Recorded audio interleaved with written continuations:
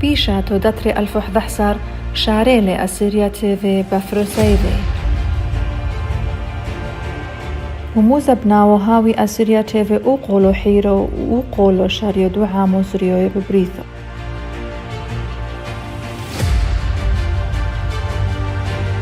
وأوني جد أسيريا تيفي دماحت فرجونو بوفوكوس ودنوقل عطيبي وشو شوتت كون بين دوعا ميذن لبريثو كولا.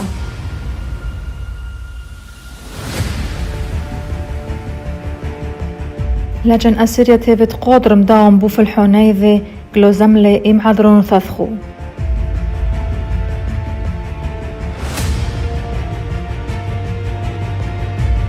إذا كورحميتو أو شغلت أسيريا تيفي وكوحوزيتو إلصويثت أسيريا تيفي بو حقلو دي ميديا مفصوحينا ساقيد معضريتو أسيريا تيفي.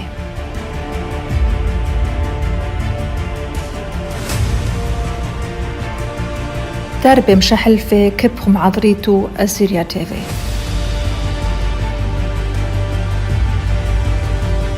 كبخو هويتو هادومي بو فيسبوك منيونو زوزة ناعيمة. أو إنقلد رحميتو دهويتو هادومي بو يوتيوب تاموستب منيونو زوزة ناعيمة.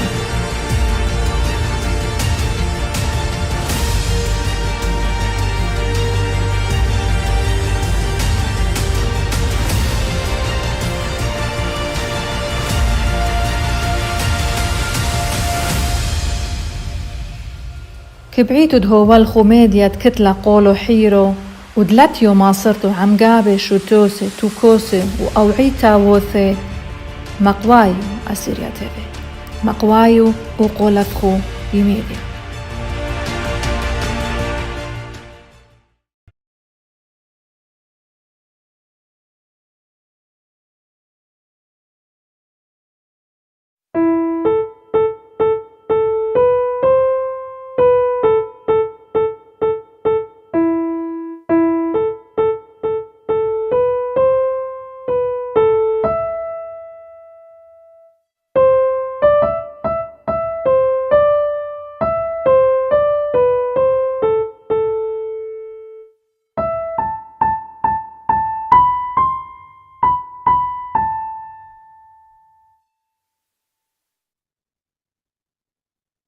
Hello, my name is Joseph Pirayou. I want to welcome you to the program in the beginning, Ashur.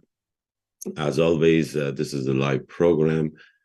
And if you have any comments, questions, you can send them. If I can answer them during the program, I'll do my best. If not, as today's program is the Q&A, is the comments that were made regarding the last program, I'm going to cover that. As always, appreciate watching this program here. And I believe for the past year and a half, over a year that we had the program, every few times we do this Q&A, because it's not just one segment is talked about, then we forget about it. If you have any questions, any comments, it's like building on the information, on knowledge. I learned so much myself, because when I plan to do, let's say today, I was like planning, okay, what questions are you going to answer, or the comments? Then you have to find out the information, learn, and hopefully the information that you have is the correct information. So anyway, last program, I talked about the winter festival, the comparison to Christmas. And by the way, Merry Christmas for those of you who celebrate December 25th, which was a few days ago, and the ones that next year you will be celebrating Christmas, the different calendar. I think it's January 6th or 7th.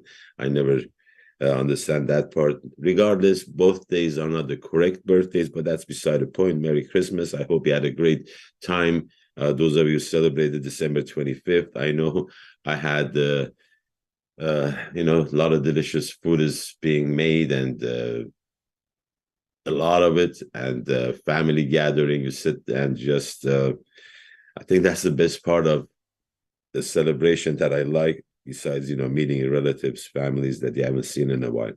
Anyway, so the program last week was about Winter Festival and the comparisons that it was with, giving gifts, the Christmas tree, the ornaments, and the whole winter solstice. Anyway, that was the thing about the program. And some of the information that I had was from a book called The Two Babylon. Now, the author, his name was Alexander Hislop.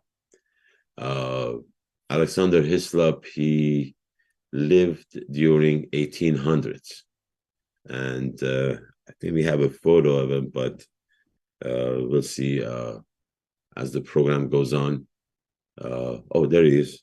So Alexander Hislop, he wrote this book. There is so much information in it regarding, the book is called The Two Babylons. And we have a photo of the book too, so I can, so when you read the cover, it says the papal worship proved to be the worship of Nimrod and his wife. And basically, the book is anti-Roman Catholic. Today, I'm not talking about this book, the truth that it's Roman Catholic Babylon or not, but the two Babylon. The reason that when I was exposed to this information, so when I buy a book, I put a date, you can see that 2/29/92. So that's, wow, 31 years ago. Getting old. So 31 years ago, somebody told me about a book called To Babylon, just by the name Babylon. I don't know about you, but back in time, when people would ask me, well, United States, you have this accent, where are you from? I would say, well, I was born in Tehran, Iran, but I'm Assyrian. And you know where I'm going, right? What Syrian, this and that. And it was very hard to explain. Then I would say, do you know Babylonian? They say, oh, yeah. I said, yeah, I'm Babylonian. Oh, okay. So when I started reading this book, The Two Babylons, and of course, not just reading book, but when you talk to people, especially, I have a dear friend of mine. He's a retired anesthesiologist, and also he's an Assyriologist at the same time, Dr. Robert Karokian. And some years back, we were talking just generally about, Ashur, Babel, things like that. And he said, and I asked him, I said, Doctor, is there a difference between Assyrians and Babylonians? Back then, I would say Assyria, I wouldn't say Ashur, because I didn't realize the name, how important it was. Anyway, so I asked him, like, aren't we same people or are we different? He said, keep it very simple. The simplicity is that the worship that our ancestors did and what the Babylonians did. And I don't know much about this. You're the Assyriologist, tell me, because I would love to learn about, what is going on in our history, because I always told them that people, when they get confused between Syria, I would say Babylon, and they said, no, we are different, because they worshipped different God and we worship different God. I will get into that a little bit later. But the book here, The Two Babylon, that I was exposed to, what is interesting is that Alexander Hislop, this book was written before 1860. Well, not this book that I have here, but the information contained here was written before 1865, because that's the year this Alexander Hislop died. And I'm sure there is more information. This is what, how many years ago? 150 or whatever. Let's not do the math this time. 160 maybe. According to this Hislop, everything comes from Babylon, as far as religion, belief, like cultures. They just change names and and you're interesting. It doesn't say it started from China, or it doesn't start from India, or uh, everywhere else. It's just Babylon right there, boom, in the middle where our ancestors came from. And what is interesting to me, and people like me would find it interesting, that some of the words, some of the uh, explanations that he was making here, I could understand, because he would use the Assyrian, Ashuri, or Syriac, Aramaic, whatever you want to call it. He would use, and I was like, I know what that means. That's the one language. That's in my language, and that's where it started. And I started learning about this. And from this book, and there are other books that you put together, because you just don't want to have one source: Babylon, Mystery, Religion, Ralph Edward Woodrow. I don't talk too much about this author, because some years later he wrote another book totally opposing Alexander Hislop. In this book, he's supporting him. In another book, he's not. So I don't know what's going on. So let's cut the chase. Last program about winter festival was just what traditions have entered in the cultures. And one of the authors that I was reading, he had a saying. Let me read that for you. He says, when beliefs are held by a people for centuries, they are not easily forsaken. And I was thinking to myself, these traditions of Christmas, and because the date is not correct, giving of gifts, Christmas tree, all these, there's not mentioned anything in the Gospels about that. So these are add-ons. And from what Jesus was saying is that man-made traditions make void the word of God. That means when the word is void, you go different direction. Now, I'm not talking about Christianity is right or wrong, but about the information we have out there. So the first thing that I want to share with you, that photo, I found out that Dr. Hislop was saying about traditions that are held all around the world, and they originated in Babylon, was the mother and child worship. And I found these photos, most of them are in his book, this book here that I have here. And there's a compilation of some photos that are put together. But the one that you see here, because I want to show you the history of some of these cultures. Why? Can you put that bigger so we can see? Like, these are a few of the examples. The Babylon, mother and the son, says mother and child, but we have the Babylon, we have the Greeks, we have the Egyptians, we have the Hindu, Indians, and he connects everything to Babylon. It says everything started from Babylon: Buddhist, Hindu, Greek, Egypt, Babylon, and there are other cultures. These are the oldest ones that we know. And how can you get similar? Did you get that photo I sent you with the star? Can you put that on too? Because that's another interesting, because this is I don't know how much you know about constellations. How they ask you, what is your sign? My sign is Cancer. So the 12 months of the year divided, the year is divided by 12 months, and each month has its own sign. And these constellations, constellation of Cancer, Sagittarius, Taurus, Aries, Gemini, Scorpio. Anyway, there are 12 of them. And way back in time, they don't know how far back, people would look at the sky and see these stars, and they come up with these figures. And these 12 constellations, each one of them has one sub-constellation. And this constellation here is Como, is a mother and child.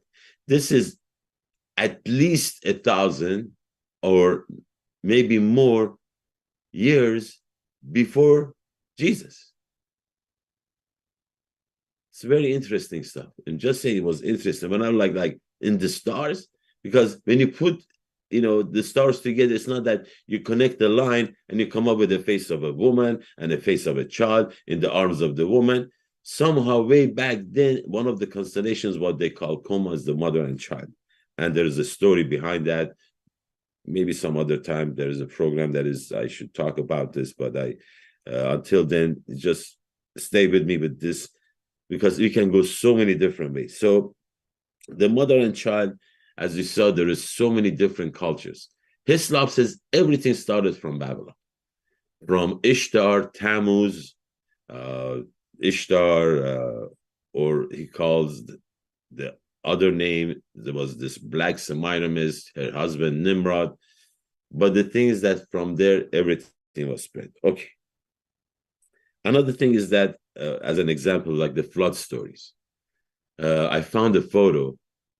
You want to show that photo from the flood stories? It's like, I don't know how many of them. It's like, pick whatever you want. When I was looking on internet, it says pretty much every culture has a creation story and a flood story. Now, the stories are different a little bit here and there. Who talks to who? How many people survived? Was it just people or people with animals, like the story of in the Bible? But there are so many. Hislop says everything comes from Babylon. The flood story, the creation, all these things, they all come from Babylon. Going back, when I was talking about difference between Ashur and Babylon. See, the name of this program is, in the beginning, Ashur. The main point here is the sacred name, that I believe this name is sacred and has to be. There is a word we say in Ashuri language, Nature. We are the protectors of this sacred name. There's a difference between Ashur and Babylon. Now, Babylon, what is that? Enuma Elish. Do we have those tablets? I got a photo of some of these tablets here. So they were found, I believe, Austin layered or during these excavation. I don't remember the story where they were found in the ruins of Nineveh or in the Ashurbanipal's library, but they found these tablets that they were deciphered, and they found out there is a story of creation, and they call it the Babylonian creation story. And there are a lot of people that they don't believe in Bible. They say that the story in Genesis regarding the creation was stolen from this tablet. And also there are other tablets regarding the story of Gilgamesh, and people that don't believe in Bible, they say the flood story was taken from the epic of Gilgamesh. That's fine. Could say so many things, whatever that is that you can talk about.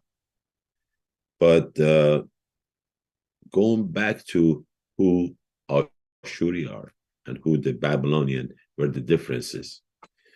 I want to give you an example. I don't have you talk to any Irish or any Scottish people, and when you listen, especially in the United States, the English that we speak, of course, my English is with Middle Eastern accent, but Americans, when they speak English, and when they talk to somebody from England or Scotland or Ireland or one of those Great Britain countries, they get this accent. And most of the time they say, "Oh, are you English?" Now, if the guy is Irish or Scottish, they get really ticked off. "No, I'm not English," because they think they say we are totally different people. I mean, you check their DNA is pretty much similar, because we're talking about same people, the same island. I mean, in the same island. It's not connected to any continent. for centuries, but they still say we are different. Ethnicity, they say we are different. Now there is something with the Catholics and Protestants that's going on. But what I'm trying to say is that with these people being so similar, yet they say we are totally different people, even though Great Britain includes England, Scotland, Northern Ireland, and Wales. Ireland of today, it separated, said we are not part of the UK anymore. Fine, but what I'm trying to say is that Ashur and Babylon, we always say we are same people, same people. When you go to this Enuma Elish, the story of the 7 tablets of creation, you meet this, at the end, there is like chaos, whatever, different gods' names. It comes up to Marduk. He becomes the, what they call it, the ultimate god, if you want to put it, because there are so many gods in there. He becomes the king of gods. Thanks. This is the photo I could find. I tried to search for Marduk. That's the closest that I was able to find. I don't have any photos of any tablets out there that has Marduk on it. I didn't have. Maybe they're out there, but I couldn't find it. But most everything that I find about Marduk was as a human being. And at the end of the story, Marduk becomes the ultimate god or the super god or number one god with other gods under him. Now, the story of Marduk really quickly is that he has parents. Enki, and I hope I don't ruin that name. Enki is the father. Damgelnuna is his mother. And he has siblings, he has a consort, he has a child named Nabu. So according to Enuma Elish, Marduk has parents, even though they're gods, but he has parents. When we come to Ashur, the symbol that we find that our ancestors, they put it on clays to communicate with us who their God was or is a symbol. Has a head of the human. Do we have that, Ashur? He has the head of a human. I'm sure majority of you know what I'm talking about.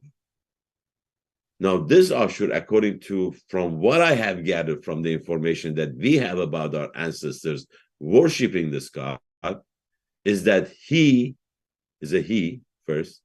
He was before time. He has no parents. He has no beginning, no end.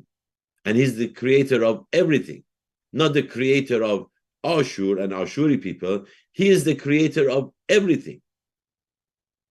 So is this true story? Not that story that he created everything, but is this the true story of our ancestors believing in the unseen God? No father, no mother, no siblings, no nothing, creator of all things. He was before time. That's us, Ashuri. Then we have Babel that believed in Marduk, that he was conceived by these two, Enki and Damganuna, and he has brothers, sisters, girlfriend, consort, child, Nabu. So whatever happened with Babylon, according to Alexander Hislop, that was 1865 or before that, the information that in this book. One thing that I realized, he really, really hates Pope and the Roman Catholic, and some of the stuff that he wrote about Pope, it's not true. Pope is not Antichrist, because 1865, this guy is talking about Antichrist. If you go to Book of Revelation about Antichrist, he comes at the end. If you believe in the book or not, that's beside the point. But if the book is correct, the Bible is correct, then Antichrist will come sometimes in the future. Nobody knows what his title is. So this guy was a little too prejudiced about, I don't know back in this time who the Pope was or what his problem was with the Pope. But coming back to this program, this program, I share information. And there's some of you that make comments, questions, why this, that. If you remember a couple of programs ago, I invited you. You believe in the unity, come and share it with us. Give us your plan. Is Christianity the enemy of our people? Do you have a better plan? Bring it. You want to start Ashurism? Let's start it. Bring it. This program is for you. It's not just you want to send comments and ask questions. That's fine. I mean, I thank you for watching this program, and we have it on Facebook and on YouTube, and I check number of views. Sometimes it's like a couple of thousand, sometimes a couple of hundred, depending on the program. Sometimes there is no comments, sometimes there are comments. Sometimes I get in my messenger comments. That's fine. But here we believe in the future of our nation. Assyria TV believes we need to what? To keep our identity. The people that work here, they don't get paid.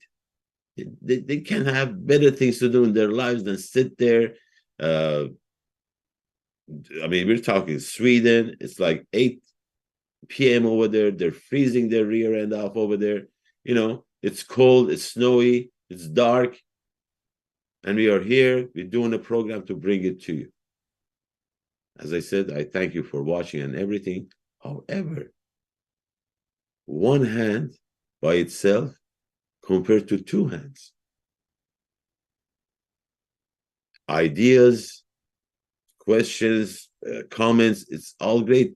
Bring it. See, we are in the arena. The Assyria TV people, me, and a few other people that their programs, we are in the arena. We are the ones that say, see, yeah, you're full of this, you're full of that. Or, Shebu, very good.